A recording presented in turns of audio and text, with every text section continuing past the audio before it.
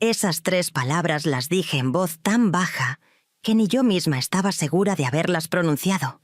Estaba parada frente al espejo del baño de una fonda que olía a café recién hecho y a tortillas calientes, con mi bolsa del mandado colgando de mi brazo arrugado y mi corazón latiendo tan fuerte que sentía que se me iba a salir del pecho. Tenía 72 años, una vida entera de servir a otros, y acababa de tomar la decisión más egoísta y más valiente de toda mi existencia.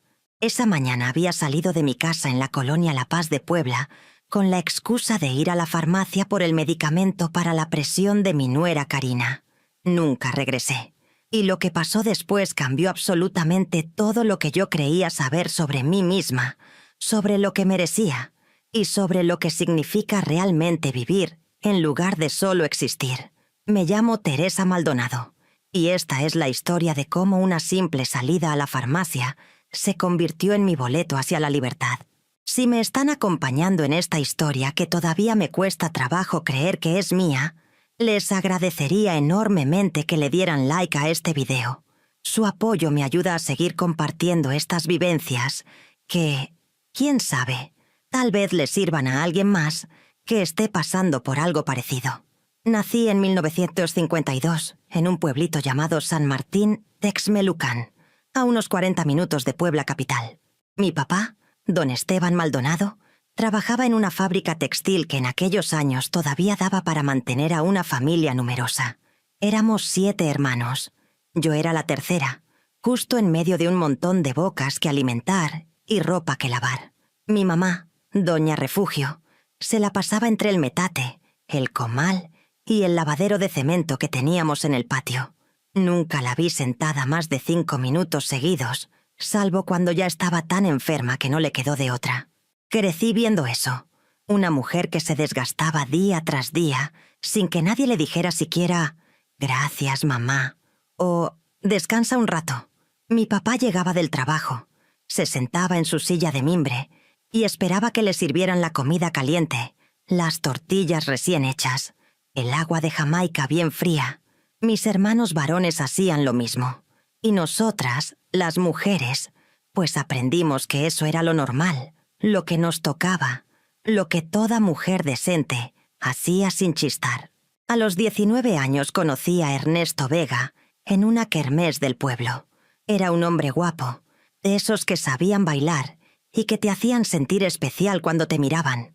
Trabajaba como chofer de camiones de carga y siempre andaba con dinero en la bolsa, invitando cervezas a los amigos, comprando refrescos para los niños de la vecindad. Me enamoré como se enamoran las muchachas de pueblo, con todo el corazón y sin hacer muchas preguntas. Nos casamos en 1972, yo con 20 años recién cumplidos y él con 25. La boda fue sencilla, en la parroquia de San Martín, con un vestido que mi mamá y mis hermanas me ayudaron a coser. Recuerdo el olor a azahares que alguien había puesto en el altar, el calor sofocante de ese junio poblano y la sensación de que mi vida por fin iba a comenzar de verdad. Los primeros años fueron buenos, no voy a negarlo. Ernesto era trabajador y cariñoso. Rentamos una casita pequeña en la colonia La Paz de Puebla, de esas construcciones de tabique rojo con piso de cemento pulido y techo de lámina que en verano se ponía como parrilla. Tuve a mi primer hijo, Ernesto Jr., en 1973. Luego llegó Raúl en 1975 y finalmente mi única niña, Claudia, en 1978. Ernesto seguía manejando camiones, a veces viajaba hasta Veracruz o hasta el norte, y yo me quedaba sola con los niños. Ahí empezó todo, aunque yo entonces no lo veía. Empezó ese patrón de que yo me hiciera cargo de absolutamente todo. Los niños, la casa, las cuentas, los problemas con los vecinos, las enfermedades, las juntas de la escuela. Cuando Ernesto llegaba de sus viajes, quería encontrar todo en orden, la casa limpia, la comida hecha, los niños bañados y callados.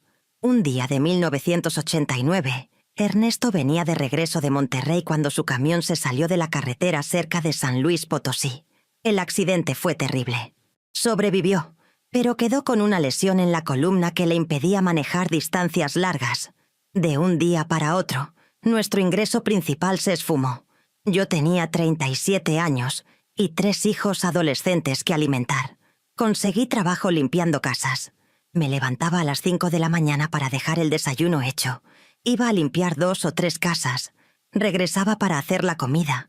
Volvía a salir en la tarde a otra casa y llegaba en la noche a preparar la cena. Ernesto se quedaba en casa recuperándose, pero la verdad es que cada vez lo hacía menos.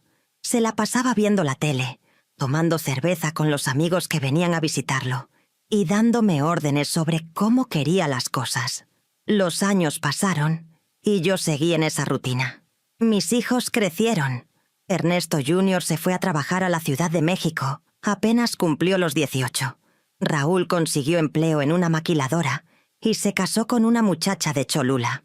Y mi Claudia, mi única niña, se enamoró de un muchachito del barrio llamado Jesús. Cuando Claudia tenía 22 años, en el año 2000, Ernesto murió. Una embolia fulminante mientras dormía. Recuerdo que sentí más alivio que tristeza, y eso me hizo sentir culpable durante mucho tiempo. Lo velamos en la funeraria San José. Vino poca gente porque Ernesto ya no salía mucho de casa, y lo enterramos en el Panteón Municipal. Yo tenía 48 años y por primera vez en mi vida estaba sola. Duró poco. Apenas habían pasado 6 meses cuando Raúl llegó con una noticia. Se había separado de su esposa y necesitaba un lugar donde quedarse temporalmente. Temporalmente se convirtió en 2 años. Y apenas se fue Raúl, regresó Claudia. Se había casado con Jesús, pero las cosas no salieron bien y volvió a casa con el corazón roto y sin dinero. Yo seguía limpiando casas, ahora ya con 50 años, y sintiendo cada día el peso de los años en las rodillas y en la espalda. Pero no podía parar. Tenía que mantener la casa, pagar el predial, comprar la comida. Claudia consiguió un trabajo de cajera en una aurrerá, pero su sueldo apenas le alcanzaba para sus gastos personales. En 2005, Claudia conoció a Roberto. Era un hombre 11 años mayor que ella, divorciado, con 2 hijos de su matrimonio anterior. Me cayó bien al principio. Era educado, trabajaba como supervisor en una construcción y trataba bien a mi hija. Se casaron ese mismo año en una ceremonia civil pequeña y Roberto se mudó a nuestra casa. Nuestra casa. Esas palabras empezaron a sonar raro muy pronto. Roberto traía sus ideas de cómo debían ser las cosas. Quería que la comida estuviera lista a las 2 de la tarde en punto cuando él llegaba. Quería que la casa estuviera impecable, que no hubiera ruido cuando él veía sus partidos de fútbol, que la ropa estuviera planchada de cierta manera. Y como Claudia trabajaba hasta las 6 de la tarde, pues todas esas exigencias caían sobre mí. Pero yo lo aceptaba. Era mi hija, era su esposo, era mi casa. Pensaba que así debían ser las cosas. En 2007 nació mi primera nieta, Valeria. Claudia tuvo un parto complicado y los doctores le recomendaron reposo. Yo me hice cargo de todo. La niña, la casa, Roberto, mis trabajos de limpieza. Dormía 4 horas por noche. Me levantaba cuando Valeria lloraba. Le daba su biberón, la cambiaba, la mecía hasta que se volvía a dormir. En el día limpiaba la casa de cabo a rabo, lavaba montañas de ropa de bebé, preparaba las 3 comidas y además salía a trabajar a las casas de mis clientas. Pasaron los meses y Claudia se recuperó, pero las cosas no volvieron a cambiar. Yo ya me había convertido en la nana de Valeria, en la sirvienta de Roberto, en la cocinera de todos. Y nadie parecía notar que yo estaba ahí, trabajando sin parar. En 2010 llegó mi segundo nieto, Sebastián. Otra vez el mismo ciclo. Claudia con complicaciones posparto, yo haciéndome cargo de todo. Para entonces ya había dejado la mayoría de mis trabajos de limpieza porque simplemente no me daba el tiempo. Vivía de una pequeña pensión que me había quedado de Ernesto y de los apoyos que supuestamente Roberto y Claudia me daban para los gastos de la casa. Apoyos que cada vez eran más irregulares y más escasos. Raúl venía a visitarnos cada 15 días. Siempre llegaba con hambre. esperando que hubiera comida hecha. Se llevaba tuppers llenos de guisado para su semana. Nunca traía nada. Ni 1 kilo de tortillas, ni una bolsa de verduras. Nada. Solo llegaba, comía, se llevaba más comida y se iba. Ernesto Jr. llamaba cada mes desde la Ciudad de México, siempre con prisa, siempre ocupado con su trabajo importante en una empresa de tecnología. Me preguntaba cómo estaba. Yo le decía que bien, y colgábamos. No mandaba dinero, no venía a visitar, pero tampoco daba lata, pensaba yo. Al menos eso. Para 2015 yo tenía 63 años. La casa era un caos constante. Valeria ya tenía 8 años y Sebastián 5. Eran niños buenos, pero normales. Dejaban tiradero, hacían ruido, pedían cosas. Claudia trabajaba ahora de gerente en una tienda departamental, con horarios cada vez más largos. Roberto seguía en la construcción, pero ahora llegaba más tarde, a veces con olor a cerveza, siempre de mal humor. Y yo seguía siendo la que mantenía todo funcionando. Me levantaba a las 5:30 de la mañana. Preparaba el desayuno para todos. Despertaba a los niños, los bañaba, les hacía su lunch para la escuela, los peinaba. Claudia solo tenía que vestirse e irse. Roberto desayunaba leyendo el periódico sin dirigirme la palabra, más que para pedir más café o más tortillas. Llevaba a los niños a la escuela caminando, porque la primaria estaba a 6 cuadras. Regresaba a limpiar la cocina, lavar los trastes, hacer las camas, barrer, trapear, lavar la ropa, tenderla. Después iba al mercado a comprar lo necesario para la comida. Cargaba las bolsas del mandado subiendo la cuesta de la calle Reforma, sintiendo cómo mis rodillas protestaban con cada escalón. Cocinaba la comida. Siempre algo elaborado porque Roberto se quejaba si hacía comida de pobres, como él le decía a los frijoles con arroz. Tenía que hacer sopa, guisado, postre. A las 2 en punto debía estar todo en la mesa, caliente y bien presentado. Roberto comía, criticaba el punto de la sal o la textura del arroz y se iba a dormir su siesta. Yo lavaba los trastes de la comida. A las 2:30 salía a recoger a los niños de la escuela. Llegábamos a casa, yo les daba de comer lo que había sobrado, los ayudaba con la tarea, jugaba con ellos un rato. A las 5 empezaba a preparar la cena. Tenía que estar lista para las 7, cuando Claudia llegaba del trabajo. Cenábamos todos juntos, aunque juntos significaba que ellos comían y platicaban mientras yo servía, calentaba más tortillas, traía más agua, más servilletas, más lo que fuera. Después de cenar, yo lavaba los trastes de la cena, bañaba a los niños, les ponía la pijama, les leía un cuento, los acostaba, regresaba a la cocina a dejar todo listo para el día siguiente. El arroz remojándose, los frijoles en agua, el pollo descongelándose. Revisaba que la ropa estuviera seca para plancharla al día siguiente. Me metía a bañar cerca de las 11 de la noche. Me acostaba pasada la medianoche. Y a las 5:30 volvía a empezar. Los fines de semana no descansaba. Era cuando hacía la limpieza profunda. Lavar las ventanas, sacudir los ventiladores, limpiar los baños a fondo, planchar montañas de ropa. Roberto invitaba a sus amigos a ver el fútbol. Y yo tenía que preparar botanas, tener las cervezas frías, servir. Claudia aprovechaba para salir con sus amigas, dejándome a los niños. Nadie me preguntaba nunca si estaba cansada. Nadie me decía, «Descansa, mamá», o «¿Te ayudo con algo?». Yo era invisible. Era solo la señora que hacía que las cosas funcionaran, como un electrodoméstico más de la casa. Empecé a notar señales de que algo no estaba bien.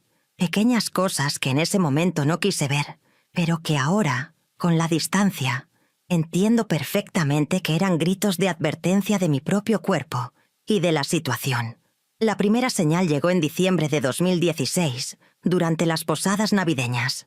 Yo había pasado 2 días preparando la comida para la posada que Claudia quería hacer en la casa. Hice ponche para 20 personas, tamales de pollo y de dulce, buñuelos, champurrado. Mis manos estaban hinchadas de tanto amasar y mis pies me dolían como si hubiera caminado kilómetros. Llegó la noche de la posada. La casa se llenó de vecinos, compañeros de trabajo de Claudia y de Roberto, algunos familiares, todos comiendo, riendo, pasándola bien. Yo estaba en la cocina, calentando más ponche, cortando más tamales. En un momento me senté en una silla porque sentía que las piernas ya no me respondían. Estaba ahí, en mi propia cocina, escuchando las risas que venían del patio, sintiéndome completamente sola. Claudia entró por más servilletas. Me vio sentada y me dijo, molesta, «Mamá, ¿qué haces ahí sentada? Se acabaron los buñuelos y la gente está preguntando». No me preguntó si estaba bien, si me sentía mal. Solo le importaba que sus invitados tuvieran más comida. Me levanté, saqué más buñuelos del horno. Los llevé a la mesa. Nadie me dijo gracias. Era diciembre, hacía frío, y yo sentía que por dentro algo se estaba congelando también. La segunda señal fue, en marzo de 2017, el día de mi cumpleaños número 65. Me levanté ese día como cualquier otro. Preparé el desayuno, arreglé a los niños para la escuela. Nadie mencionó que era mi cumpleaños. Pensé que tal vez lo recordarían en la tarde, que me tendrían alguna sorpresa. Llegó la comida. Roberto comió callado, como siempre. Se fue a dormir. Regresó en la tarde del trabajo de mal humor porque habían tenido problemas en la obra. Llegó Claudia agotada de la tienda. Cenamos. Los niños se fueron a dormir. Nadie dijo nada. A las 10 de la noche, cuando ya estaba en mi cuarto, a punto de acostarme, me llegó un mensaje de Ernesto Jr. desde la Ciudad de México. «Feliz cumpleaños, mamá. Perdón por no llamar antes. Estuve ocupado. Te mando un abrazo». Eso fue todo. Un mensaje de texto de mi hijo que vivía lejos, y nada de los que vivían conmigo, en mi propia casa, comiendo mi comida, usando mis cosas. Me senté en la orilla de mi cama y lloré en silencio. Lloré por la mujer que había sido y que ya no reconocía. Lloré por todos esos años de entregarme sin recibir ni siquiera un feliz cumpleaños de las personas por las que lo había dado todo. La tercera señal vino en julio de 2017. Yo había estado sintiéndome mal, con mareos y la presión alta. Fui al centro de salud y el doctor me recetó un medicamento para la presión y me dijo que tenía que descansar, que estaba al borde del agotamiento. Le conté a Claudia lo que había dicho el doctor. Ella me miró con fastidio y me dijo, «Ay, mamá, todos estamos cansados. Yo trabajo 8 horas diarias en la tienda. Roberto se mata en la construcción. No eres la única que está cansada». Y siguió viendo su celular, sin decir nada más, como si mi salud fuera un capricho, una exageración. Esa noche no pude dormir. Seguía pensando en sus palabras, en cómo para ella mi cansancio no era válido, no era real, porque yo no tenía un trabajo de verdad, porque lo que yo hacía era solo la casa, solo cuidar niños, solo cocinar, como si todo eso no contara. La cuarta señal llegó en octubre de ese mismo año. Los niños tenían un festival de Día de Muertos en la escuela y necesitaban disfraces. Claudia me dejó la responsabilidad de hacerlos. Pasé una semana cosiendo, pegando papel picado, pintando. Los disfraces quedaron preciosos. Valeria de Catrina y Sebastián de Calavera. El día del festival, Claudia salió temprano del trabajo para ir a ver a los niños. Roberto también fue. Yo me quedé en casa porque alguien tenía que preparar la comida. Cuando regresaron, los niños venían emocionados contando cómo todos habían dicho que sus disfraces estaban hermosos. La maestra había preguntado quién los había hecho, y Claudia le dijo que ella, no yo, que había sido quien pasó horas con la aguja y el hilo. Ella se llevó el crédito de mi trabajo. Y cuando yo dije, «Pues yo te ayudé, Claudia», ella solo respondió, «Sí, gracias, mamá», sin mirarme, sin darle importancia. Los niños ni siquiera registraron mi comentario. Me di cuenta en ese momento de que era reemplazable, de que todo lo que yo hacía, ellos pensaban que podía hacerlo cualquiera, que no tenía valor especial. La quinta señal fue en enero de 2018. Raúl vino a comer un domingo, como hacía cada 15 días. Siempre llegaba con las manos vacías y se iba con tuppers llenos. Ese día yo había hecho mole, que lleva horas de preparación. Raúl comió 3 platos, elogió la comida, y cuando terminó de comer me dijo: «Mamá, ¿me puedes lavar esta camisa que traigo? Es que mañana la necesito para el trabajo, y en mi casa la lavadora se descompuso». Le pregunté si no podía llevarla a una lavandería. Me miró como si le hubiera hablado en chino. «¿Para qué voy a gastar en lavandería si tú la puedes lavar? Total, ya tienes que lavar otras cosas, ¿no?». Se quitó la camisa ahí mismo, me la dio, y se fue en su camiseta. Ni siquiera se le ocurrió que tal vez yo no tenía ganas de lavarle su ropa, que tal vez ya estaba cansada, que tal vez podía resolver su propio problema. Lavé la camisa, la planché, se la llevé al día siguiente a su departamento. Nunca me dio las gracias. La 6ª señal ocurrió en abril de 2018. Yo me había caído en el baño y me había golpeado la cadera. No me había roto nada, pero me dolía horrible. El doctor del centro de salud me dijo que guardara reposo por 3 días. Cuando le dije a Claudia, suspiró con exasperación. «¿Y qué vamos a hacer, mamá? Yo no puedo faltar al trabajo, y Roberto menos. Alguien tiene que llevar a los niños a la escuela. Alguien tiene que hacer la comida». Dijo «alguien», como si hubiera otra persona en la casa que pudiera hacerlo. Pero ese alguien siempre era yo. Me levanté al día siguiente, aunque el dolor era insoportable. Llevé a los niños a la escuela cojeando. Hice la comida apoyándome en la barra de la cocina porque no podía estar mucho tiempo de pie. Tragué pastillas para el dolor y seguí con mi rutina como si nada, porque si yo me detenía, todo se detenía. La 7ª señal vino en agosto de 2018, cuando Valeria cumplió 11 años. Claudia quiso hacerle una fiesta grande en la casa. Me puso a hacer toda la comida: taquitos dorados, flautas, sopes, quesadillas, chilaquiles, aguas frescas, pastel. Trabajé desde las 6 de la mañana hasta las 2 de la tarde preparando todo. Llegaron como 30 niños con sus papás. La casa era un caos de gritos, risas, música. Yo estaba en la cocina sirviendo, limpiando, recogiendo. En un momento una de las mamás entró a la cocina y me dijo: «Oiga, señora, ¿usted es la cocinera que contrataron? Todo está delicioso». Antes de que yo pudiera responder, Claudia entró y dijo riendo: «No, ella es mi mamá. Le encanta cocinar. Siempre hace estas fiestas».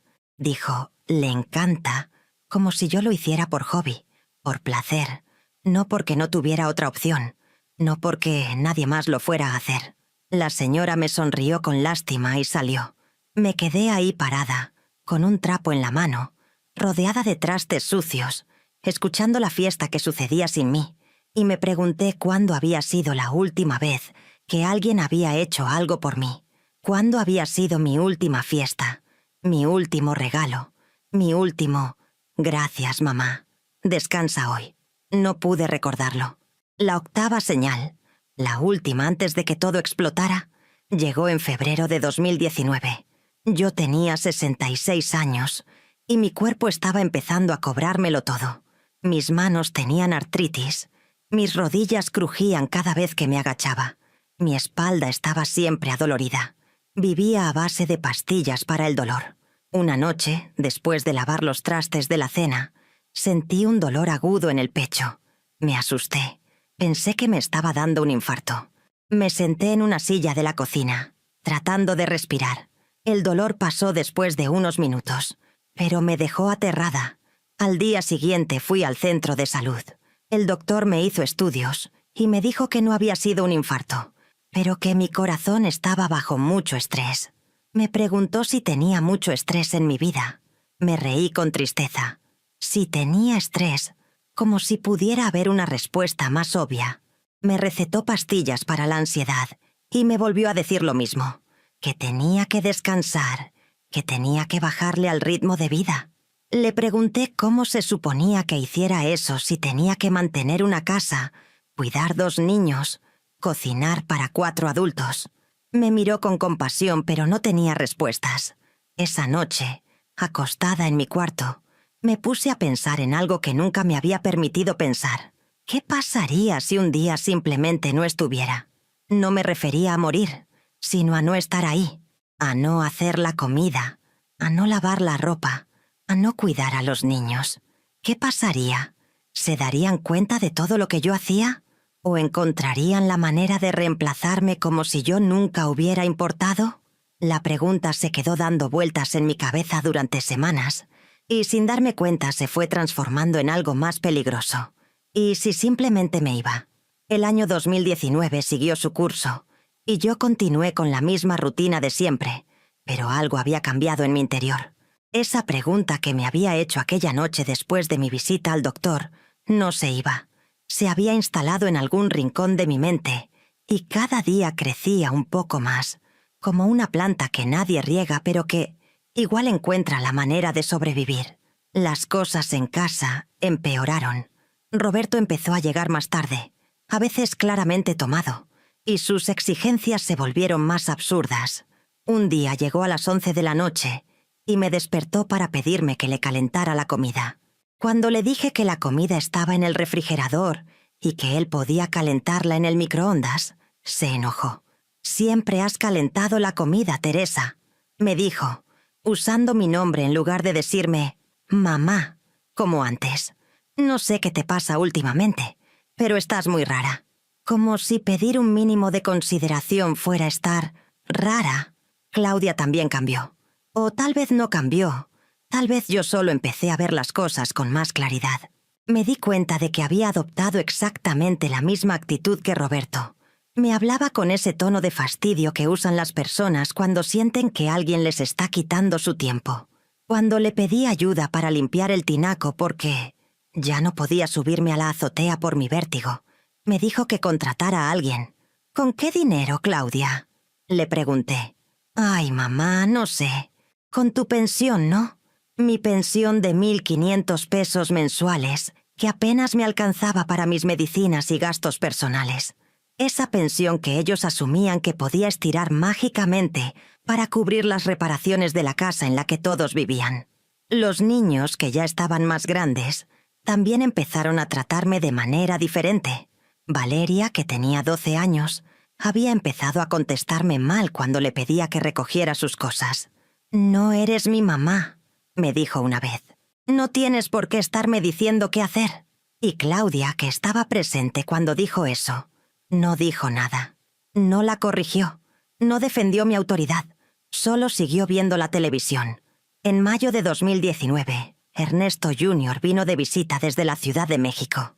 Era la primera vez que venía en 3 años. Llegó con su novia, una muchacha muy arreglada, que me saludó con un beso en la mejilla, y luego se la pasó todo el fin de semana pegada a su celular. Ernesto tampoco había cambiado mucho. Llegó, comió como si no hubiera mañana.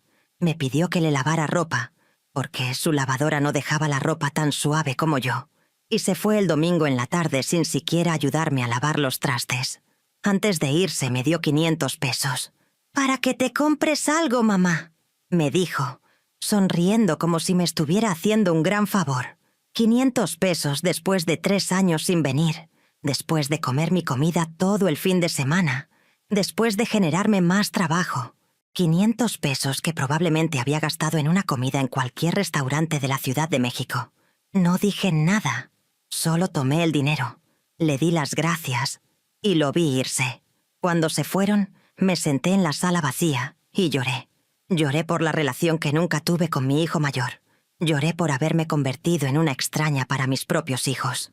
Las cosas llegaron a un punto crítico en septiembre de 2019. Karina, la nuera de Roberto, hija de su primer matrimonio, vino a visitarlos. Era una muchacha altanera que siempre me había tratado con desprecio. Llegó un sábado en la mañana sin avisar, con su esposo y sus 2 niños pequeños. Claudia, en lugar de atenderla a ella, me dijo: «Mamá, hazles de desayunar a Karina y a su familia». No fue una pregunta, fue una orden.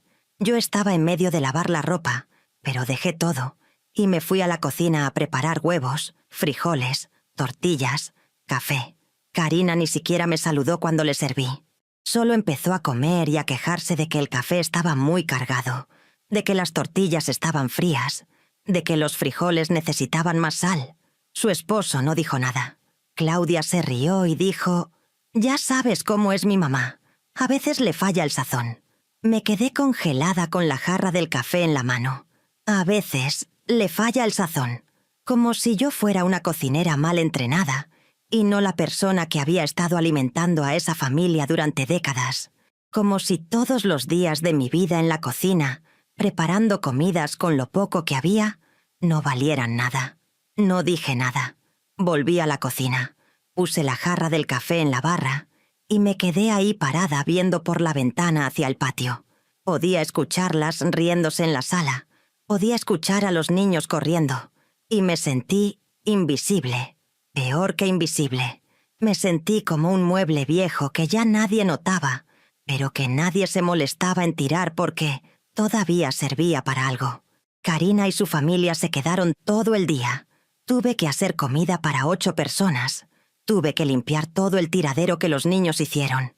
Cuando finalmente se fueron, cerca de las 8 de la noche, Claudia me dijo: «Ay, mamá, la próxima vez prepara más comida». Se notaba que todo alcanzó justo. Esa noche no pude dormir. Me quedé despierta en mi cuarto, viendo el techo, sintiendo cómo cada hueso de mi cuerpo me dolía. Tenía 67 años. Había dedicado 47 años de mi vida a cuidar a otros. 47 años de cocinar, limpiar, servir, sacrificarme. ¿Y para qué? Para que me trataran como un estorbo, para que se quejaran de mi sazón, para que me dieran órdenes como si yo fuera empleada doméstica, pero sin siquiera pagarme. Algo se rompió en mí esa noche, algo que había estado quebrado por años, pero que finalmente se hizo pedazos. Y supe, con una claridad que me asustó, que no podía seguir así. Octubre, noviembre y diciembre de 2019 pasaron en una nebulosa. Yo seguía haciendo todo lo que se esperaba de mí, pero ahora lo hacía en automático, como un robot. Mi mente estaba en otro lado, planeando, pensando, imaginando cosas que antes nunca me hubiera atrevido a imaginar. Empecé a hacer cosas pequeñas que nadie notó. Guardé un poco de dinero de los gastos de la casa cada semana. Solo 20, 30 pesos, lo que podía. Lo escondía en una caja de galletas en mi closet. También empecé a sacar documentos importantes. Mi acta de nacimiento, mi credencial del INE, mi cartilla del Seguro Social, el título de propiedad de la casa que seguía a mi nombre, aunque todos actuaban como si fuera de Claudia. No sé exactamente cuándo tomé la decisión. No fue un momento específico, no hubo una revelación divina.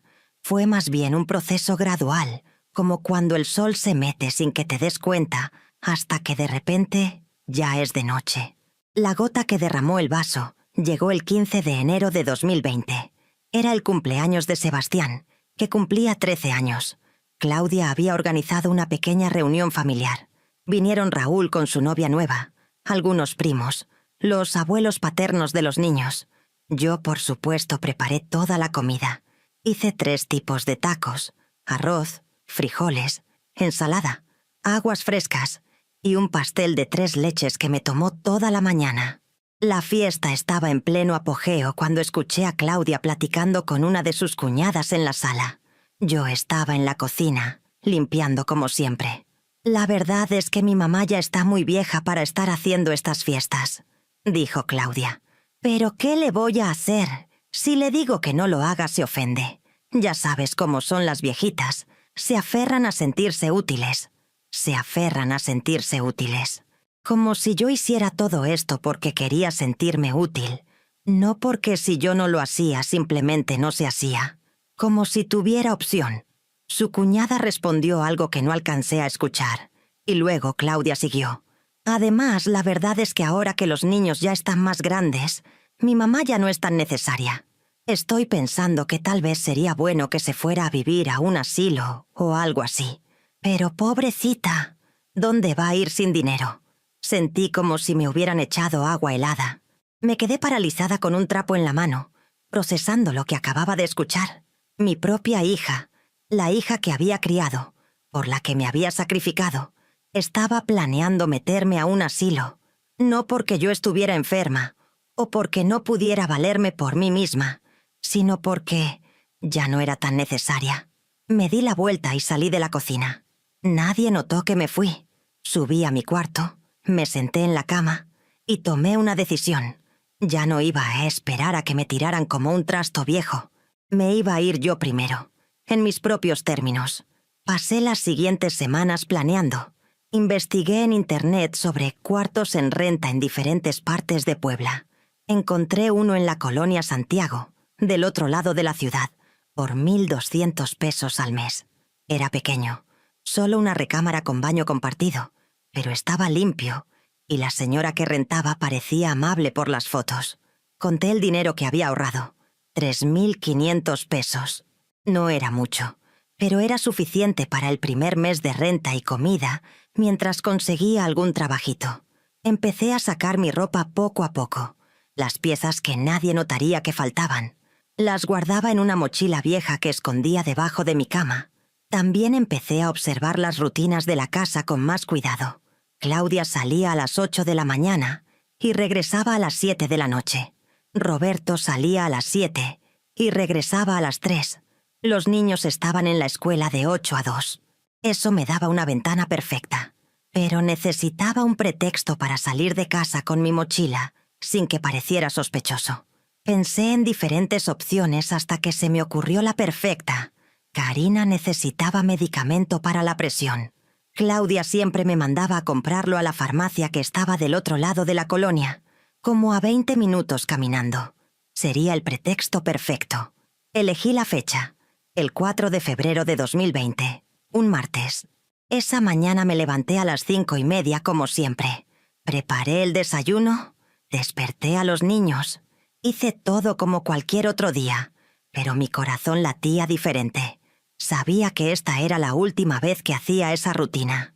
Cuando Claudia se fue al trabajo, le dije a Roberto que iba a ir a la farmacia por el medicamento de Karina. Él ni siquiera levantó la vista del periódico. Solo asintió y siguió leyendo. Subí a mi cuarto. Tomé la mochila que tenía escondida debajo de la cama. Adentro había puesto 3 mudas de ropa, mis documentos importantes, mis medicinas, una foto vieja de mis papás y la caja de galletas con los 3.500 pesos. Me puse mi chamarra café, la que tenía los bolsillos grandes. Metí en ellos mi credencial y un poco de dinero suelto por si necesitaba tomar un camión. Bajé las escaleras despacio, sintiendo cómo cada escalón crujía bajo mis pies, como si la casa quisiera delatar mi escape.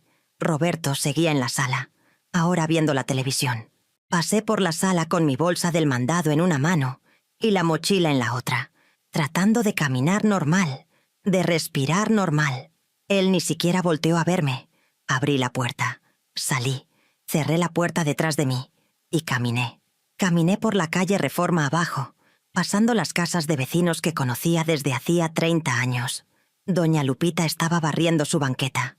Me saludó con la mano y yo le devolví el saludo, sintiendo cómo se me hacía un nudo en la garganta. Caminé más rápido. Llegué a la avenida principal. Pasé de largo la farmacia donde se suponía que iba a comprar el medicamento. Seguí caminando hasta la parada del camión. Me subí al primero que pasó, sin importarme mucho a dónde iba. Solo sabía que me alejaba, y eso era suficiente. El camión iba lleno. Me quedé parada, agarrada del tubo, viendo por la ventana cómo mi colonia se hacía cada vez más pequeña. Cada cuadra que pasábamos me sentía más ligera y más aterrada al mismo tiempo. Me bajé en el centro de Puebla, en el Zócalo. Eran cerca de las 10 de la mañana. Busqué una fonda que había visto en internet, cerca de la calle 5 de Mayo. Era un lugar pequeño, con mesas de formica y manteles de plástico con flores. Olía a café recién hecho y a tortillas calientes. Me senté en una mesa del fondo. Pedí un café y unos chilaquiles que no tenía hambre de comer, pero que necesitaba pedir para justificar estar ahí. La mesera, una muchacha joven con el pelo recogido en una cola, me sonrió amablemente cuando me sirvió. ¿Se encuentra bien, señora?, me preguntó, y fue entonces cuando me di cuenta de que estaba temblando. Sí, mijita, gracias, le dije, aunque mi voz sonaba rara, como si viniera de muy lejos. Fue en ese momento, sentada en esa fonda que olía a hogar, pero que no era mi hogar, cuando las emociones me alcanzaron. Las lágrimas empezaron a caer sin que pudiera controlarlas. Lloré callada. limpiándome las lágrimas con una servilleta de papel, tratando de no hacer escándalo. Me levanté y busqué el baño. Era pequeño, con un espejo rajado sobre el lavabo. Me miré en ese espejo y casi no me reconocí. Ahí estaba yo, Teresa Maldonado, 72 años, con mi bolsa del mandado colgando del brazo, el pelo canoso despeinado por el viento, los ojos hinchados de llorar. Y fue ahí, parada frente a ese espejo, en el baño de una fonda desconocida, donde dije en voz alta las palabras que cambiarían todo. Ya no vuelvo. Las dije primero tan bajo que ni yo misma estaba segura de haberlas pronunciado. Después las repetí, más fuerte. Ya no vuelvo. Ya no vuelvo nunca. Me quedé en ese baño unos minutos más, tratando de calmarme, de procesar lo que acababa de hacer. Cuando salí, la mesera me volvió a preguntar si estaba bien. Le dije que sí, pagué mi cuenta y salí de la fonda. Caminé sin rumbo fijo por el centro durante un rato, solo para pensar, para procesar. Puebla es una ciudad hermosa, llena de edificios coloniales y plazas. Yo había vivido ahí toda mi vida, pero casi nunca me daba tiempo de caminar así, sin prisa, solo viendo. Saqué de mi chamarra el papel donde había anotado la dirección del cuarto que había encontrado en internet. Colonia Santiago, calle Teciutlán, número 42. Pregunté cómo llegar y una señora amable me indicó que tomara el camión de la ruta Santiago Centro. Me tardé como 40 minutos en llegar. La colonia Santiago era muy diferente a La Paz. Las calles eran más estrechas, las casas más viejas pero mejor cuidadas. Había más árboles. Encontré el número 42. Era una casa de 2 pisos pintada de amarillo claro, con una reja verde. Toqué el timbre. Salió una señora como de 50 años, con el pelo corto y lentes. Se llamaba Margarita. ¿Usted es la señora que llamó por el cuarto?, me preguntó. Sí, señora. Teresa Maldonado. Me hizo pasar. La casa era bonita por dentro, limpia y ordenada. Me enseñó el cuarto. Era pequeño, con una cama individual, un buró, un ropero y una silla. El baño se compartía con otra inquilina, una muchacha que trabajaba de enfermera y casi nunca estaba. Son 1.200 al mes, más 200 de servicios, me dijo Margarita. Se paga por adelantado, el primero de cada mes. No se permite hacer ruido después de las 10 de la noche. No se pueden traer visitas sin avisar y hay que mantener todo limpio. Me parece perfecto, le dije. Saqué de mi mochila el dinero que había ahorrado y le pagué el primer mes completo. 1.400 pesos. Me quedaban 2.100. Margarita me dio una llave y un recibo escrito a mano. Bienvenida, doña Teresa. Si necesita algo, mi cuarto es el de la planta baja al final del pasillo. Me quedé sola en mi nuevo cuarto. Cerré la puerta, puse el seguro y por primera vez en no sé cuántos años sentí algo parecido a la paz. Era un cuarto pequeño, prestado, sin nada que fuera mío más que lo poco que traía en mi mochila. Pero era mío. Nadie iba a entrar a pedirme que le calentara la comida. Nadie iba a dejar trastes sucios esperando que yo los lavara. Nadie iba a darme órdenes. Me senté en la orilla de la cama y saqué mi celular. Tenía 14 llamadas perdidas. 8 de Claudia, 4 de Roberto, 2 de Raúl. También tenía como 20 mensajes de WhatsApp. Los mensajes de Claudia empezaban preocupados. Mamá, ¿dónde estás? ¿Ya compraste el medicamento de Karina? Contesta, por favor. Después se volvían molestos. Mamá, ya es tarde. ¿Dónde te metiste? Roberto está preocupado. Y los últimos eran enojados. Esto es muy irresponsable de tu parte. ¿Sabes qué hora es? Son las 4 de la tarde y nadie ha comido. Contesta el teléfono. Los mensajes de Roberto eran más directos.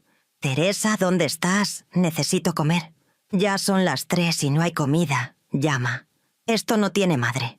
Claudia está enojada. Los de Raúl solo decían, mamá, llama. Claudia está preocupada. Ninguno preguntaba si yo estaba bien. Ninguno preguntaba si me había pasado algo. Solo les preocupaba que no había comida, que habían roto su rutina, que yo no estaba cumpliendo mi función. Apagué el teléfono. Los siguientes días fueron extraños.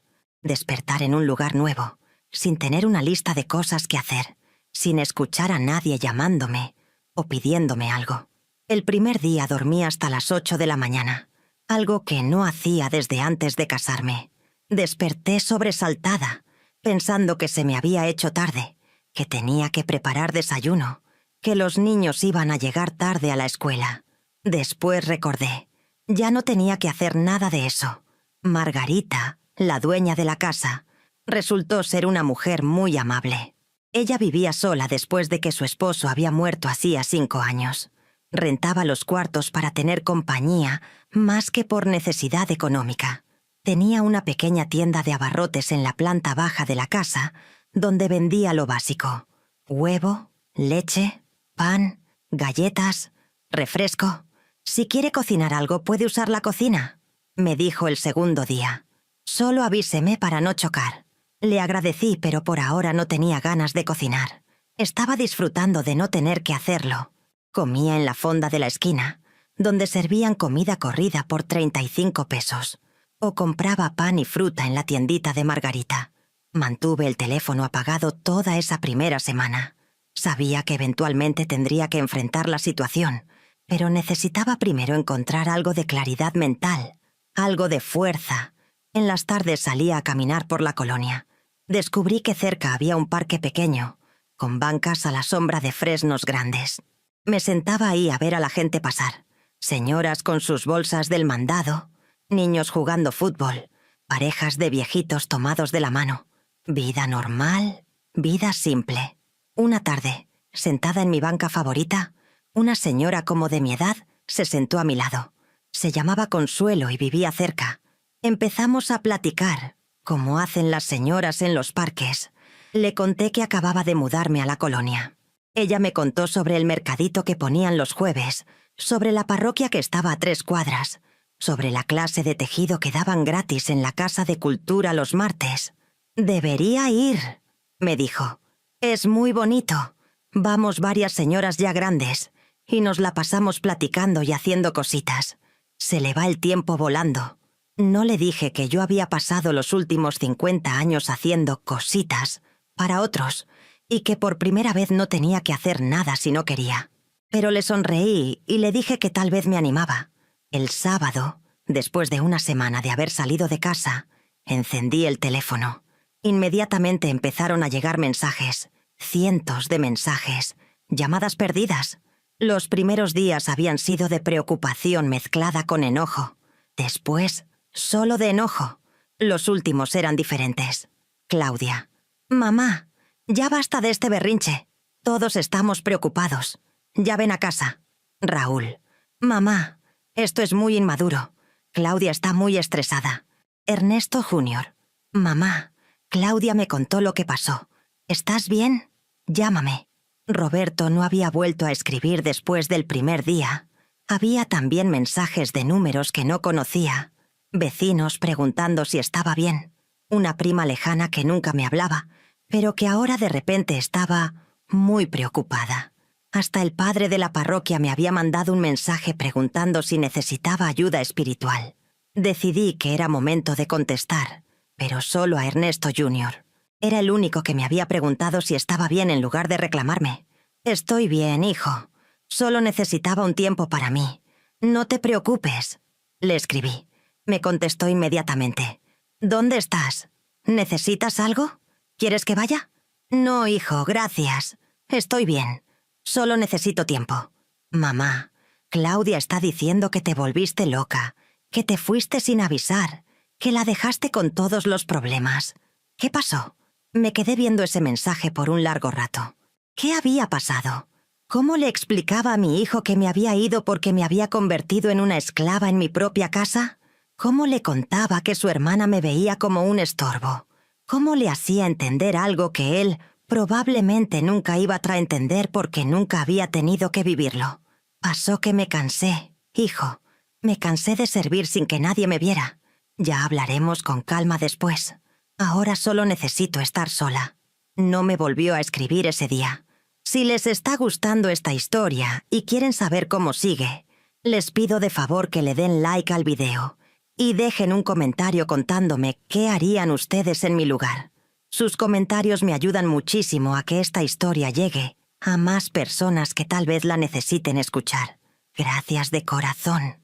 Pasaron 2 semanas más. Yo seguí viviendo mi nueva vida tranquila. Margarita y yo nos hicimos amigas. Algunas tardes tomábamos café juntas en su cocina y platicábamos de todo. Le conté mi historia completa. Ella me escuchó sin juzgarme, sin decirme que debía volver, sin tratar de arreglar nada. «Hiciste bien», me dijo cuando terminé de contarle. «La vida es muy corta para pasársela sirviendo a gente que ni siquiera te dice gracias».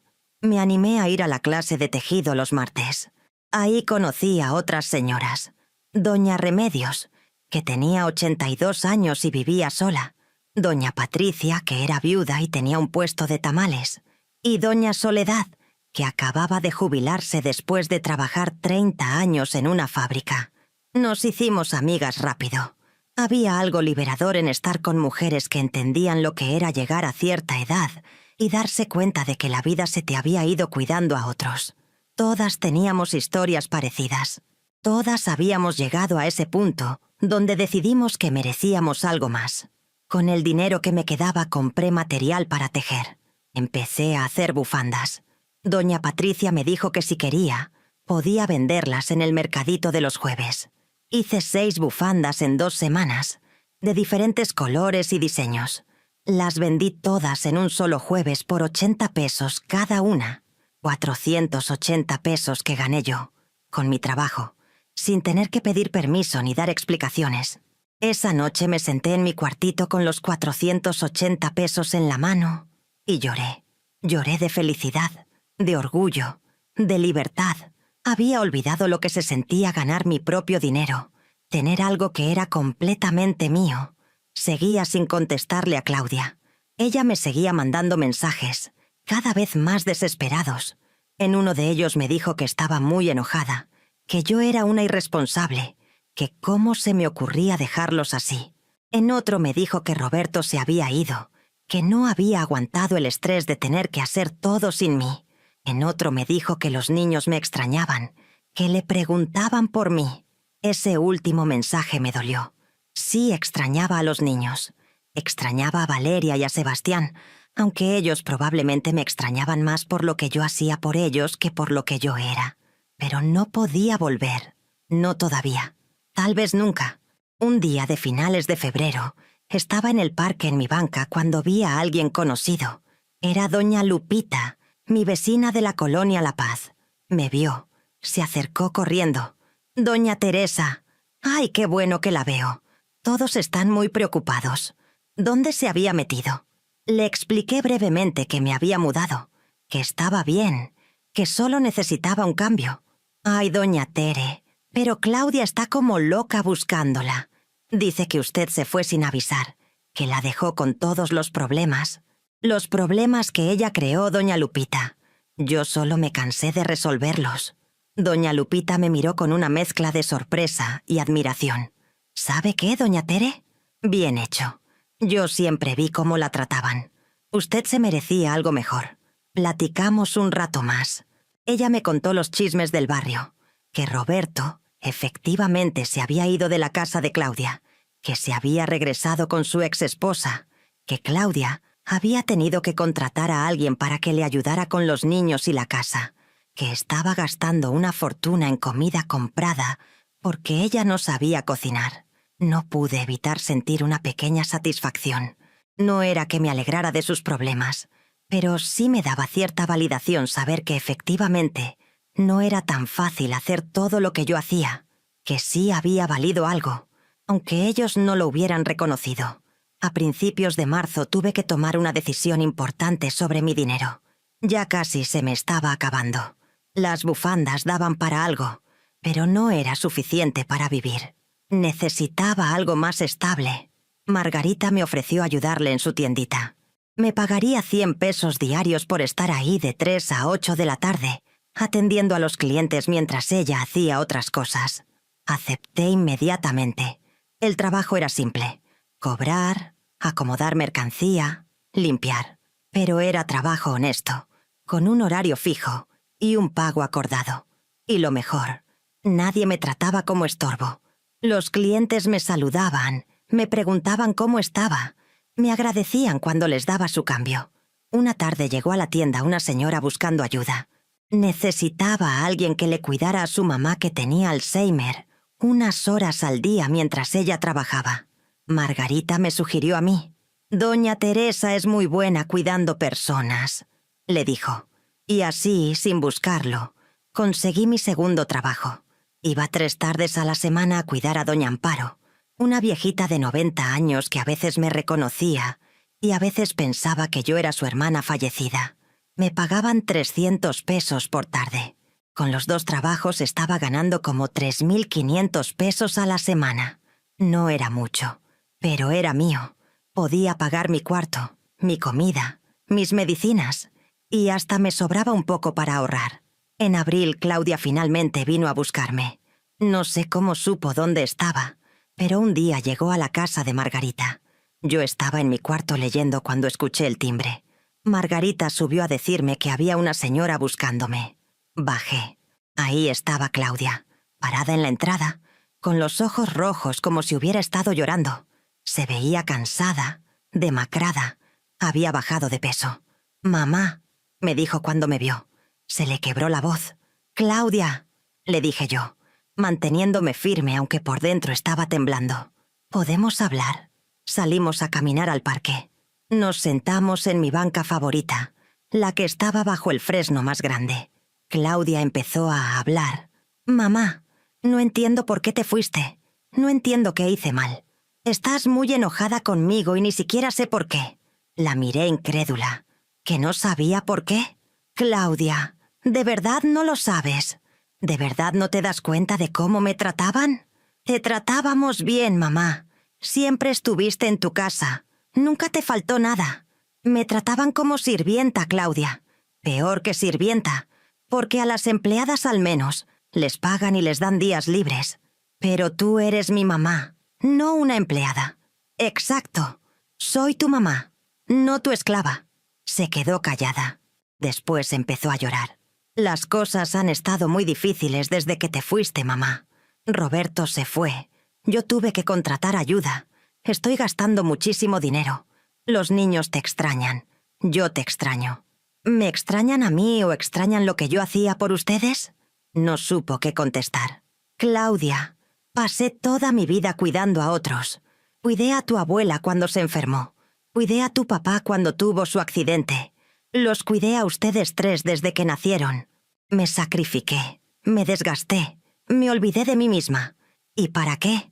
Para que me dijeran que ya no era necesaria. Para que planearan meterme a un asilo».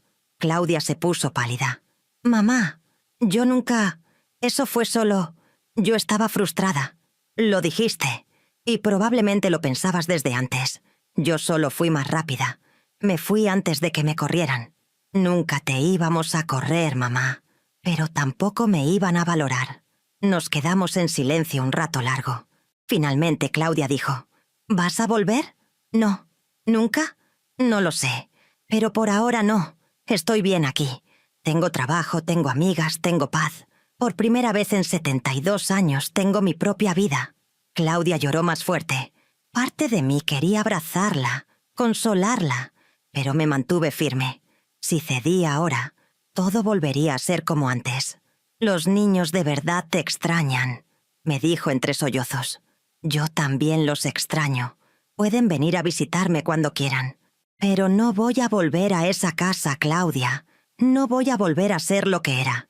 Se fue ese día sin que llegáramos a ningún acuerdo. Yo me quedé en mi banca mucho tiempo después de que se fue, procesando la conversación, sintiendo una mezcla de tristeza y alivio. Los meses siguientes fueron de ajustes. Claudia me llamó algunas veces más, pero ya no para pedirme que volviera, sino solo para contarme cómo estaban los niños. Yo le agradecía las llamadas, pero mantenía mi distancia. Valeria y Sebastián vinieron a visitarme un sábado en mayo. Claudia los trajo y se quedó esperándolos en un café cerca mientras yo pasaba la tarde con ellos. Los llevé al parque, les compré helados, platicamos. Me preguntaron por qué me había ido. Porque a veces las abuelitas también necesitan su propio espacio. les dije. Eso no significa que no los quiera. Sebastián, que ya tenía 13 años y medio, me dijo algo que me sorprendió. Yo te entiendo, abuela. Mi mamá siempre estaba estresada y te hablaba feo. Yo me enojaba con ella por eso. Me di cuenta de que los niños sí habían notado.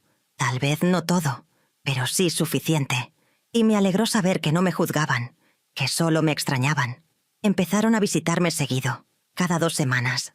Claudia los traía y se iba, respetando mi espacio. Yo disfrutaba esas tardes con mis nietos de una manera diferente a como las había disfrutado antes. Ahora no era su cuidadora obligatoria. Era su abuela que elegía pasar tiempo con ellos. En junio encontré otro trabajito. Una señora del mercado necesitaba ayuda limpiando y preparando la verdura para su puesto. Me pagaba 200 pesos por 3 horas en las mañanas, 3 veces a la semana. Con eso y mis otros trabajos ya estaba ganando casi 5.000 pesos al mes. No era mucho, pero era más de lo que había tenido en años cuando vivía con Claudia. Doña Consuelo, mi amiga del parque, me invitó a un grupo de señoras que se juntaban los domingos a caminar en el Paseo Bravo. Empecé a ir. Éramos como 10 señoras, todas mayores de 60, todas con historias de vidas difíciles y nuevos comienzos. Caminábamos, platicábamos, nos apoyábamos. Una de ellas, doña Beatriz, me dijo algo que se me quedó grabado. A nuestra edad, mijita, ya no tenemos tiempo que perder siendo infelices. Lo que nos queda de vida es nuestro, y nadie tiene derecho a quitárnoslo. Tenía razón. En agosto cumplí 73 años. Margarita me hizo una pequeña fiesta en su casa. Invitó a las señoras de la clase de tejido, a doña Consuelo, a mis amigas del grupo de caminata. Hicieron pastel, me cantaron las mañanitas, me dieron regalitos simples pero hechos con cariño. Lloré, pero esta vez de felicidad. Era la primera vez en décadas que alguien hacía algo por mí en mi cumpleaños. La primera vez que me sentía celebrada, no solo como mamá o como abuela, sino como Teresa. Claudia me llamó ese día para felicitarme. Me dijo que los niños me mandaban un abrazo y que si quería, podían venir a visitarme al día siguiente. Dije que sí. Cuando llegaron, Sebastián traía un dibujo que había hecho para mí. Era yo, con mi pelo cano y mi chamarra café, parada en el parque con una sonrisa. «Mi abuela Teresa», decía arriba. Valeria me trajo un collar que había hecho con cuentas de colores en su clase de manualidades. Me puse el collar inmediatamente y guardé el dibujo en mi cuarto, en un lugar donde pudiera verlo todos los días. «Los quiero mucho», les dije, «y aunque no viva con ustedes, siempre voy a ser su abuela». «Lo sabemos», dijo Valeria, «y está bien que no vivas con nosotros. Ahora cuando venimos a visitarte es más especial». Esas palabras me llenaron el corazón. Para septiembre de 2020, yo ya llevaba 7 meses viviendo sola. 7 meses de una vida completamente diferente. Ya no me levantaba antes del amanecer. Ya no pasaba el día cocinando y limpiando para otros. Ya no me sentía invisible. Trabajaba, sí, pero trabajaba para mí. El dinero que ganaba era mío para gastarlo como quisiera. Si quería comprarme un vestido nuevo, lo compraba. Si quería irme a comer a un restaurante, iba. Si quería quedarme todo el domingo en pijama leyendo una revista, lo hacía. Empecé a hacer cambios en mí misma también. Me corté el pelo, más corto de lo que lo había traído en años. Me compré ropa nueva, no de segunda mano ni heredada. Me puse lentes nuevos porque ya casi no veía bien con los viejos. Pequeñas cosas que para muchos no significan nada, pero que, para mí, eran enormes. Margarita se convirtió en más que mi casera. Se convirtió en mi amiga, mi confidente. Algunas noches cenábamos juntas en su cocina y platicábamos de la vida, de nuestros arrepentimientos, de nuestros sueños. ¿Sabes qué es lo más triste?, me dijo una noche.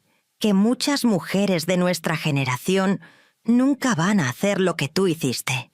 Se van a quedar toda la vida en situaciones que las hacen infelices porque creen que eso es lo que deben hacer. Yo pensé eso durante 50 años. Le dije, me tomó llegar a los 72 para darme cuenta de que merecía algo mejor. Pero lo hiciste, y eso es lo que importa. En octubre, Raúl finalmente vino a buscarme. No había sabido nada de él desde que me fui. Llegó un sábado en la tarde, solo, sin su novia. Se veía incómodo, con las manos en los bolsillos, sin saber qué decir. «Hola, mamá», me dijo cuando abrí la puerta. «Hola, Raúl, ¿podemos platicar?» Salimos a caminar. Él empezó diciendo que Claudia le había contado dónde estaba yo, que había querido venir antes, pero no sabía qué decirme. «No tengo nada que decir, mamá. Solo quería, no sé, verte, saber que estás bien». «Estoy bien, hijo. Mejor que nunca, de hecho». Se quedó callado un rato. Después dijo: «Claudia me contó por qué te fuiste. Me dijo que nos portamos mal contigo, que te tratamos como si no importaras». «Así es. Yo nunca me di cuenta, mamá. Yo pensaba que, no sé, que estabas feliz haciendo esas cosas, que te gustaba cocinar para nosotros, cuidarnos. ¿Alguna vez me preguntaste si me gustaba?» Se puso rojo. «No. Ahí está tu respuesta». Caminamos en silencio. Finalmente Raúl dijo: «Lo siento, mamá. Siento haber sido tan egoísta. Siento haber dado por hecho todo lo que hacías. Siento no haberte valorado. Era la primera vez que alguien de mi familia me pedía perdón. La primera vez que alguien reconocía que sí, me habían tratado mal». Las lágrimas se me salieron sin poder evitarlo. «Gracias, Raúl. Eso significa mucho para mí. ¿Crees que algún día puedas perdonarme?» «Ya te perdoné, hijo. Pero eso no significa que las cosas vayan a volver a ser como antes. Yo ya no soy la misma. Lo sé. Y está bien. Solo quiero que sepas que te quiero, mamá. Y que si necesitas algo, lo que sea, aquí estoy». Lo abracé. Mi hijo, mi segundo hijo, que finalmente había entendido. Después de ese día, Raúl empezó a visitarme seguido. No para pedir favores ni comida, solo para pasar tiempo conmigo, para platicar. Me contaba de su vida, de su trabajo, de sus planes, y yo le contaba de la mía. Nos hicimos más cercanos en esos meses de lo que habíamos sido en toda su vida. En noviembre recibí una llamada de Ernesto Jr. Me dijo que iba a venir a Puebla por trabajo y que quería verme. Vino un viernes en la tarde. Lo llevé a comer a mi fonda favorita, la que olía a café y a tortillas. «Mamá, te ves diferente», me dijo apenas nos sentamos. «Estoy diferente. ¿Te ves?» «Feliz. Lo estoy». Platicamos de muchas cosas. Él me contó que se había comprometido con su novia, que se iban a casar el próximo año, que me quería invitar a la boda. Le dije que sí, que me encantaría ir. También me dijo que había hablado con Claudia, que sabía toda la historia y que se sentía culpable de no haber estado más presente. «Yo también te fallé, mamá. Yo también te di por hecho. Pensaba que con mandarte dinero de vez en cuando era suficiente, pero no lo era. Debí visitarte más. Debí preguntarte cómo estabas. Debí darme cuenta de que necesitabas ayuda. Ya pasó, hijo. Lo importante es que ahora sí te estás dando cuenta». Me dio un sobre. Adentro había 5,000 pesos. «Es para tu renta y tus gastos. Y voy a mandarte dinero cada mes. No mucho porque también tengo que ahorrar para la boda, pero algo. No quiero que tengas que trabajar tanto». Traté de no llorar, pero no pude.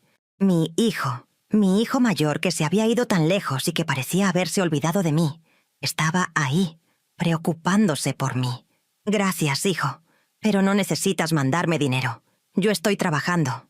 Estoy bien. Quiero hacerlo, mamá. Por favor, déjame hacerlo». Acepté. Diciembre llegó lleno de nostalgia. Era mi primera Navidad lejos de casa, lejos de mi familia. Claudia me invitó a pasar Nochebuena con ellos, pero le dije que no. Todavía no estaba lista.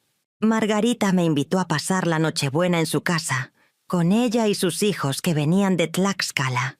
Acepté. Fue una noche bonita, tranquila, llena de buena comida y mejores conversaciones. A las 12 de la noche me llamaron mis 3 hijos para felicitarme. También me llamaron mis nietos.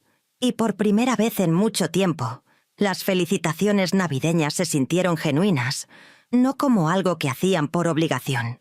El año 2021 llegó con nuevas posibilidades.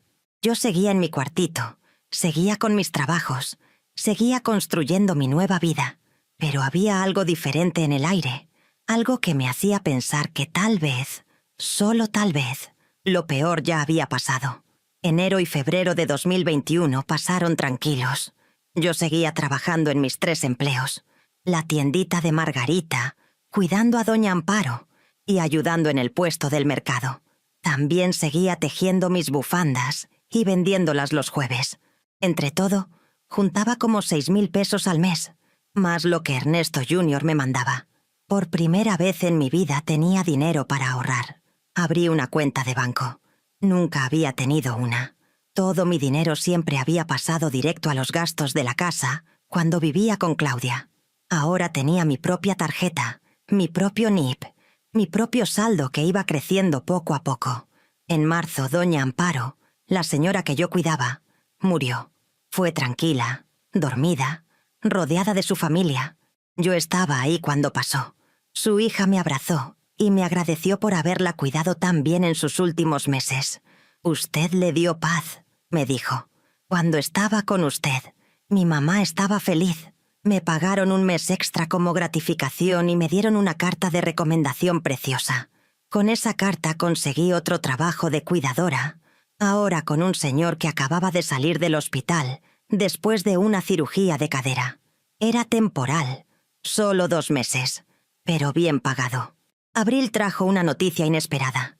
La casa donde yo había vivido con Claudia, mi casa, la que estaba a mi nombre, necesitaba reparaciones mayores. El techo tenía goteras, la instalación eléctrica estaba fallando. Claudia me llamó para decirme que necesitaban como 30.000 pesos para arreglarlo todo. «No tengo ese dinero, Claudia», le dije. «Pero es tu casa, mamá. Está a tu nombre. Si no la arreglamos, se va a caer a pedazos. Entonces véndela». Silencio del otro lado de la línea. «¿Qué? Que vendas la casa. Está a mi nombre, pero yo vivo aquí. Ustedes viven ahí. Si la quieren conservar, búsquenle. Si no, la vendemos y nos repartimos el dinero». «Mamá, esa casa es nuestro hogar». «Era mi hogar también, Claudia, hasta que dejó de serlo». Colgué. Puede sonar cruel, pero era la verdad. Esa casa representaba 50 años de mi vida que yo ya no quería de vuelta. Si la vendíamos, yo podría usar mi parte para comprarme algo pequeño, solo mío. Claudia me llamó 2 días después. Había hablado con sus hermanos. Entre los 3 iban a juntar dinero para arreglar la casa, pero querían que yo la pusiera a nombre de Claudia para que en el futuro no hubiera problemas de herencias. «Está bien», le dije, «pero quiero 100.000 pesos por la casa». «¿Cómo? Mamá, esa casa no vale tanto». «Vale lo que yo diga porque es mía. Si la quieren, paguen. Si no, la vendemos en el mercado abierto y ahí vemos cuánto nos dan». Era la primera vez en mi vida que negociaba algo así. La primera vez que ponía mis condiciones. Y se sentía poderoso. Después de mucho discutir, aceptaron. Me iban a pagar los 100.000 pesos en parcialidades durante 1 año. Cuando se completara el pago, yo firmaría los papeles para pasarla a nombre de Claudia. Con ese dinero asegurado, empecé a pensar en el futuro. Busqué departamentos pequeños en venta. Encontré uno en la colonia donde estaba viviendo. Un estudio de 30 metros cuadrados por 90.000 pesos. Era viejo, pero estaba en buenas condiciones. Lo fui a ver y me enamoré. «Lo quiero», le dije al vendedor. «¿Puede pagar de contado?» «En 6 meses puedo». Hicimos un trato. Le di 10.000 pesos de apartado y me esperaría 6 meses para juntar el resto. Si no completaba, perdía el apartado. Pero yo estaba decidida. Iba a tener mi propio lugar, a mi nombre, pagado con mi propio dinero. Trabajé como nunca en esos meses. Tomé horas extras donde pude. Acepté tejer por encargo. Ahorré cada peso que pude. Ernesto Jr. me ayudó cuando le conté sobre el departamento. Me adelantó algunos meses de la ayuda que me daba. Raúl también juntó dinero y me dio 5.000 pesos. En septiembre de 2021, junté los 80.000 pesos que me faltaban. Con el apartado que ya había dado, completaba los 90.000. Firmé los papeles. El departamento era mío. Era pequeño. Apenas un cuarto grande con una cocineta integrada y un baño. Pero era mío. Nadie me lo había dado. Nadie me lo había heredado. Yo lo había comprado con el sudor de mi frente. A los 73 años. El día que me mudé a mi departamento, Margarita me ayudó. También vinieron doña Consuelo y mis amigas de la clase de tejido. Entre todas movimos mis pocas cosas. Mi ropa, mis cobijas, mis libros, mis bufandas, mi caja con fotos viejas. Cuando cerré la puerta de mi departamento esa primera noche, me senté en el piso. Todavía no tenía muebles. Y miré alrededor. Las paredes estaban pintadas de blanco. Necesitaban una mano de pintura, pero eso podía esperar. El piso era de loseta fría pero limpia. La ventana daba a la calle y entraba mucha luz. Era perfecto. Poco a poco fui amueblando. Compré una cama de segunda mano, una estufa, un refrigerador chiquito, una mesa con 2 sillas, cortinas. Todo de segunda mano, todo barato, pero todo elegido por mí. Cada cosa que compraba era una victoria pequeña. Para diciembre de 2021 ya tenía un hogar de verdad, no porque fuera lujoso o grande, sino porque era un espacio donde yo mandaba, donde yo decidía, donde yo vivía en paz. Claudia, Raúl y Ernesto Jr. vinieron a conocerlo. Se quedaron impactados de que yo, su mamá viejita, hubiera podido comprar un lugar sola. «Estoy muy orgulloso de ti, mamá», me dijo Ernesto Jr. «Yo también», dijo Raúl. Claudia no dijo nada en ese momento, pero cuando se estaban yendo, me abrazó y me susurró al oído: «Perdóname, mamá, perdóname por todo». La abracé de vuelta. El perdón había sido un proceso largo, pero estaba llegando. El 2022 llegó con más estabilidad. Yo ya tenía mi rutina establecida. Trabajaba en las mañanas en el mercado, en las tardes en la tiendita de Margarita, que seguía siendo mi amiga aunque ya no viviera con ella, y cuando salía algún trabajo de cuidadora, lo tomaba. También me dediqué a mi departamento. Lo pinté yo misma de un amarillo suave que me recordaba a los girasoles. Puse macetas con plantas en la ventana. Colgué fotos mías con mis nietos, con mis amigas, con mis papás que ya habían fallecido. Valeria y Sebastián me visitaban seguido. Ya estaban más grandes. Valeria tenía 15 años y Sebastián 13. Venían a pasar tardes conmigo. Me ayudaban con mis plantas. Me enseñaban a usar mejor mi celular. Me platicaban de sus vidas. «Abuela, ¿es cierto que te fuiste de la casa porque mi mamá te trataba mal?», me preguntó Sebastián un día, directo como solo los adolescentes pueden ser. «Es cierto que me fui porque necesitaba mi propio espacio», le dije, eligiendo mis palabras cuidadosamente. «Mi mamá dice que se arrepiente», dijo Valeria. «Dice que no se daba cuenta de todo lo que hacías».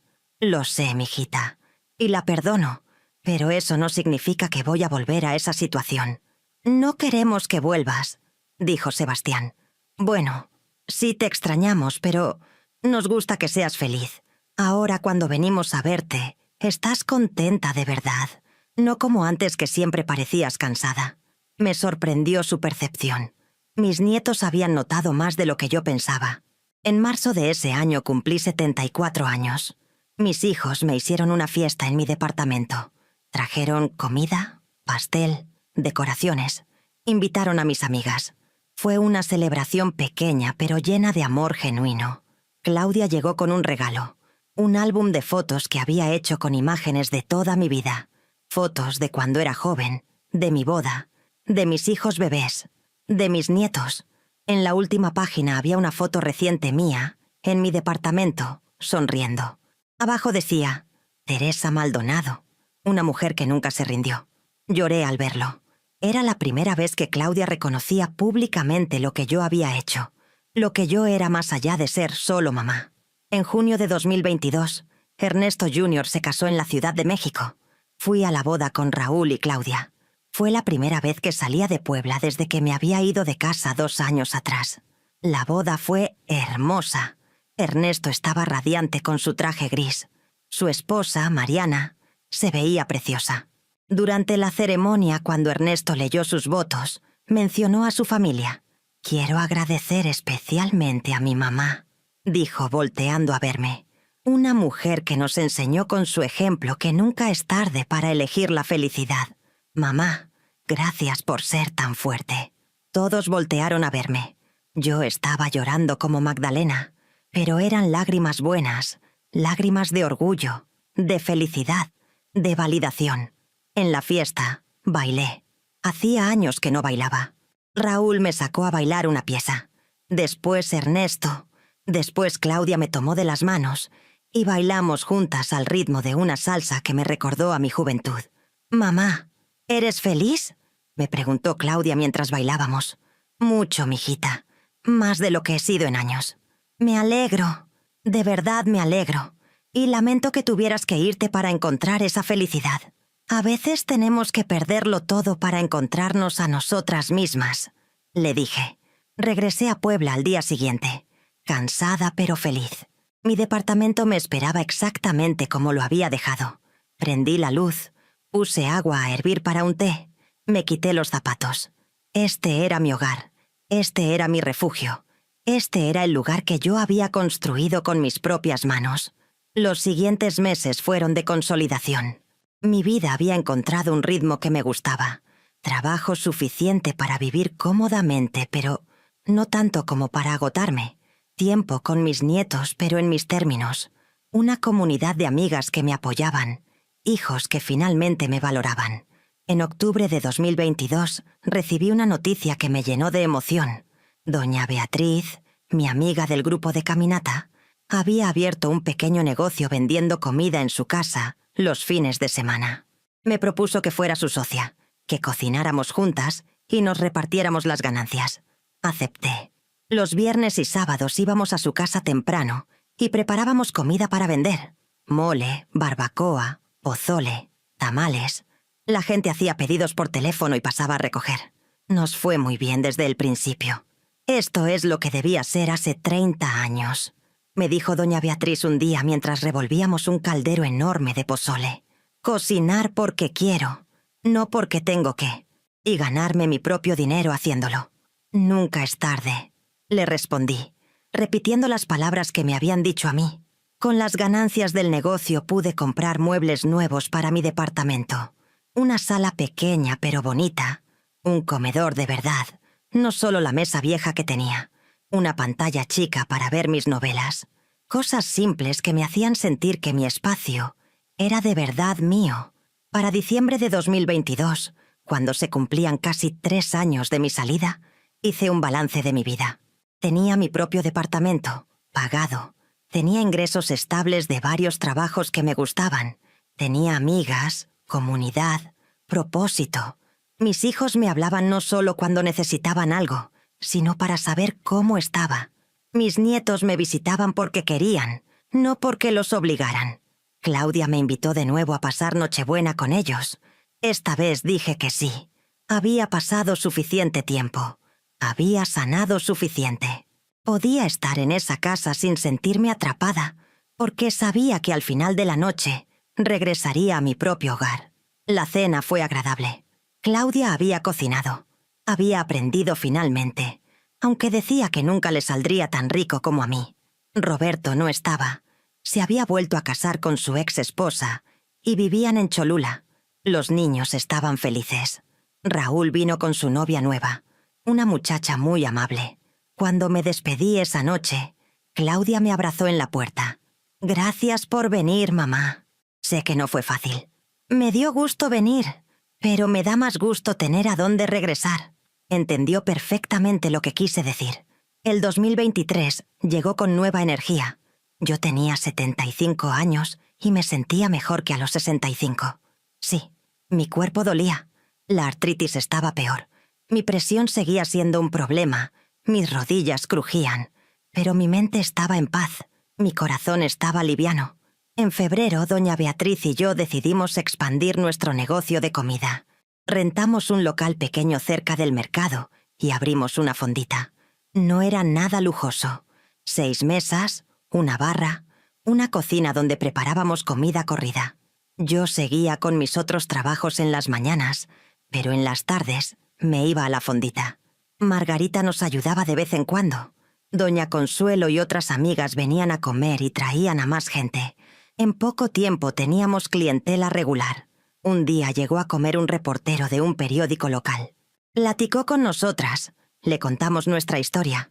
Una semana después salió un artículo sobre 2 mujeres mayores que encontraron nueva vida en la tercera edad. Nos tomaron fotos en la fondita.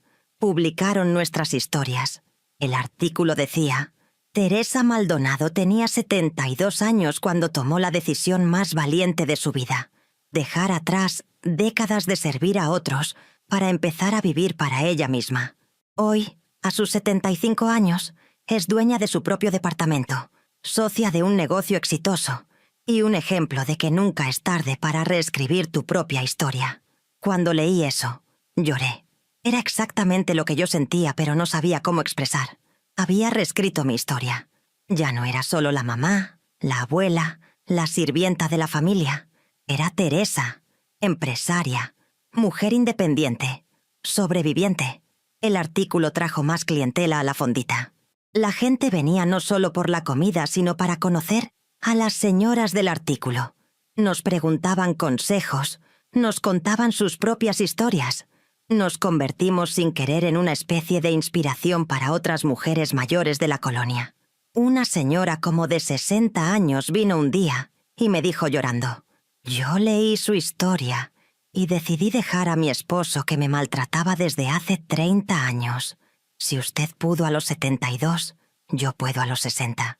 En ese momento entendí que mi historia era más grande que yo, que al atreverme a salir de esa casa, aquel día de febrero, no solo me había salvado a mí misma, había abierto una puerta para que otras mujeres vieran que era posible.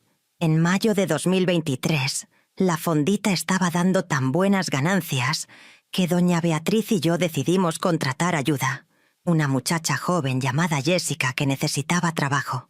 Le pagábamos un sueldo justo, le dábamos prestaciones, la tratábamos con respeto. Así es como se debe tratar a las empleadas, le dije a doña Beatriz. Con dignidad.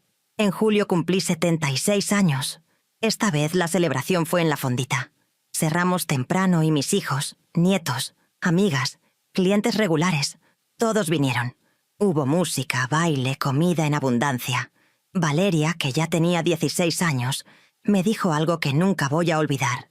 Abuela, cuando sea grande quiero ser como tú. Fuerte, independiente, valiente. Puedes empezar a serlo desde ahora, mijita, le dije. No tienes que esperar a ser grande ni a ser vieja. Nunca dejes que nadie te haga sentir menos de lo que vales.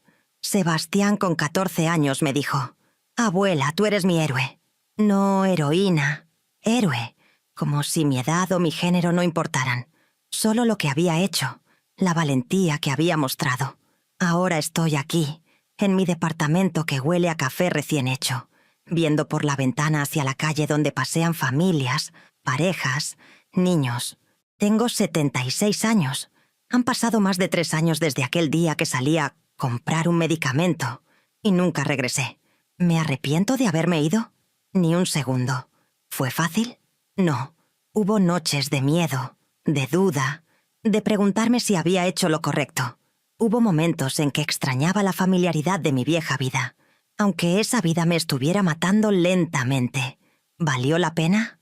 Absolutamente, porque por primera vez en 76 años, yo estoy viviendo mi vida. No la vida que otros esperan de mí. No la vida que la sociedad dice que debería tener una mujer de mi edad. Mi vida. La que yo elegí. La que yo construí con mis propias manos arrugadas y cansadas, pero fuertes. Aprendí que nunca es tarde para empezar de nuevo. Que la edad es solo un número y que mientras tengas vida, tienes opciones. Aprendí que no eres egoísta por elegirte a ti misma. Que poner límites no es ser mala madre o mala abuela, es ser humana. Aprendí que el respeto no se da automáticamente por ser mamá o ser vieja. Se gana y se exige cuando no te lo dan. Aprendí que puedes perdonar a alguien sin volver a la situación que te lastimó. Que el amor no tiene que doler ni agotarte. Aprendí que las mujeres de mi generación fuimos criadas para servir, para callar, para aguantar, pero que no tenemos que morir así, que podemos rebelarnos, aunque sea tarde, que podemos elegir algo diferente. A todas las mujeres que están escuchando esto, Sean jóvenes o viejas, les digo, nunca es tarde para recuperar tu vida. Nunca es tarde para decir, ya basta, y caminar hacia algo mejor. No tienes que esperar a cumplir 72 como yo. Puedes empezar hoy. Si te sientes invisible en tu propia casa, si das y das sin recibir nada a cambio, si te dicen que eres exagerada o dramática cuando expresas tus necesidades, si tu valor se mide solo por lo que haces para otros y no por lo que eres, escúchame bien. Mereces más. Mereces ser vista. Mereces ser agradecida. Mereces descansar. Mereces tener tu propio dinero, tu propio espacio, tu propia vida. No eres egoísta por querer eso. Eres humana. Y si tienes miedo como yo lo tuve, déjame decirte que el miedo es normal. Pero el miedo no puede ser más grande que tu dignidad. Yo tuve miedo aquel día que cerré la puerta de esa casa. Tuve miedo en el camión. Tuve miedo en esa fonda. Tuve miedo durante semanas. Pero el miedo pasó. Y lo que quedó fue libertad, paz, vida de verdad. No necesitas huir dramáticamente como yo lo hice. Cada mujer encontrará su propia forma de recuperar su vida. Tal vez sea poniendo límites. Tal vez sea buscando terapia. Tal vez sea hablando claro con tu familia. Tal vez sea, como en mi caso, salir y no volver. Lo importante es que lo hagas. Que no te mueras sin haber vivido tu propia vida. Que no llegues al final llena de arrepentimientos por todo lo que no te atreviste a hacer. Yo tengo 76 años. No sé cuántos años me quedan, pero sé que los años que me quedan serán míos. Los viviré como yo quiera, rodeada de gente que me valora, haciendo cosas que me llenan, en un espacio que es mío. Y eso, después de una vida entera de servir a otros, es el regalo más grande que me pude haber dado. Si esta historia les llegó al corazón, les pido de todo corazón que le den like a este video, que se suscriban al canal para más historias como esta, y que comenten contándome de qué país nos están viendo y qué les pareció mi historia. Sus comentarios y su apoyo son los que hacen que este canal siga creciendo y llegando a más mujeres que necesitan escuchar que sí se puede, que nunca es tarde. Gracias por haberme acompañado en este viaje. Y recuerden, nunca, nunca es tarde para recuperar tu vida.